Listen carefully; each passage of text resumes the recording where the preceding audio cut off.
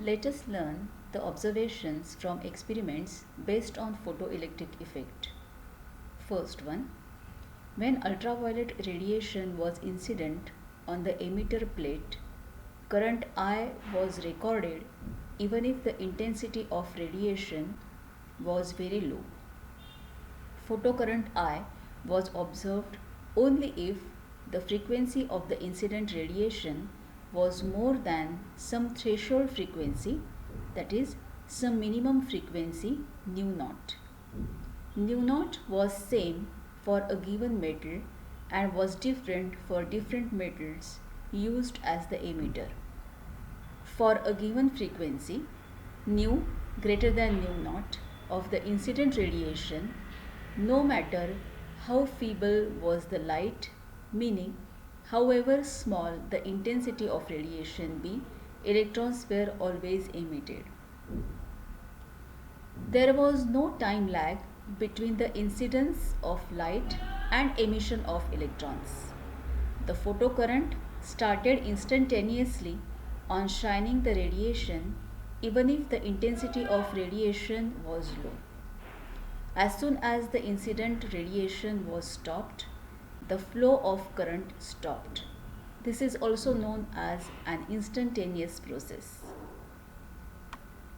Keeping the frequency nu of the incident radiation and accelerating potential V fixed, if the intensity was increased, the photocurrent increased linearly with intensity. It is shown in the figure 14.3, where you will see that photoelectric current is plotted on y-axis and intensity of incident light is plotted on x-axis. It gives the linear relationship between these two quantities.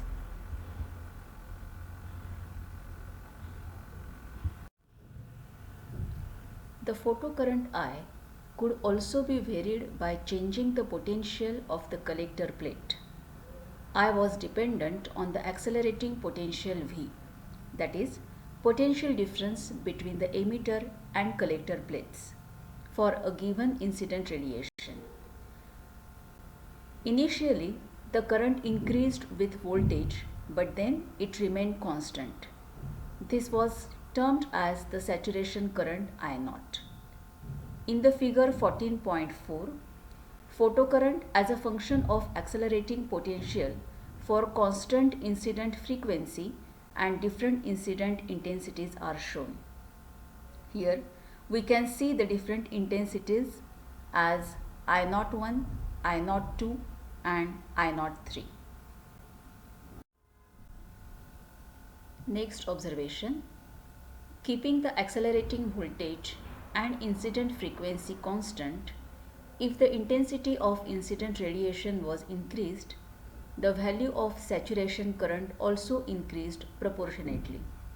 For example, if the intensity was doubled, the saturation current was also doubled. The maximum kinetic energy, that is Ke max, and hence the maximum velocity of the electrons depended on the potential V for a given metal used for the emitter plate and for a given frequency of incident radiation. If the material is changed or the frequency of the incident radiation is changed, maximum kinetic energy changes. It did not depend on the intensity of the incident radiation. Thus, even for very small incident intensity, if the frequency of incident radiation was larger than the threshold frequency, that is minimum frequency nu naught, maximum kinetic energy from a given surface was always same for a given incident frequency. If increasingly negative potentials were applied to the collector, the photocurrent decreased and for some typical value minus V0, photocurrent becomes 0. V0 was termed as cut off or stopping potential in this case. It indicated that when the potential was retarding, the photoelectrons still had enough energy to overcome the retarding, that is opposing electric field, and reach the collector plate. Value of V naught was same for any incident intensity as long as the incident frequency was same. But it was different for different emitter materials. This can also be seen from the same graph, photocurrent versus potential for different intensity values. We can see the retarding potential value minus V naught, which is shown in the graph. Next observation, if the frequency of incident radiation was changed, keeping the intensity and accelerating potential V as constant, then the saturation current remained the same, but the stopping potential V naught changes. This observation is depicted in the figure 14.5. Here you can see the saturation current I naught for various values of V01, V02 and V03, which are the retarding potentials. Saturation current remains same, as well as V3 is greater than V2 is greater than V1. The stopping potential V naught varied linearly with nu as shown in the next figure, that is 14.6. For different metals, the slopes of such straight lines were the same, but the intercepts on the frequency and stopping potential axis were different.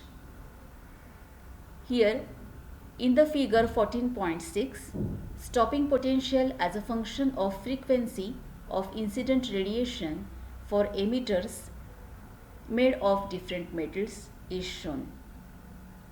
We can see for metal A and metal B, where for both the graphs the slopes are same, but the intercepts on x-axis, that is for frequency nu, as well as on y-axis are different. The last observation can be studied. The photocurrent and hence the number of electrons depended on the intensity but not on the frequency of incident radiation, as long as the incident frequency was no longer than the threshold frequency nu naught and the potential of anode was higher than that of the cathode.